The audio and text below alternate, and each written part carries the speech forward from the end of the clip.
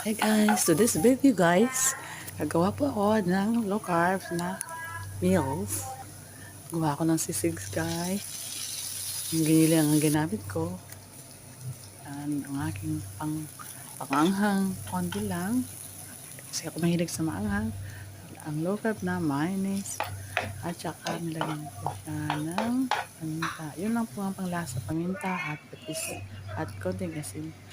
Meron din po akong pusit guys. At inisya ko lang din siya sa bawang at sibuyas. At itong aking tusino na pinakuluan ko. Yan guys ang aking meal para sa aking lose weight journey ng LC.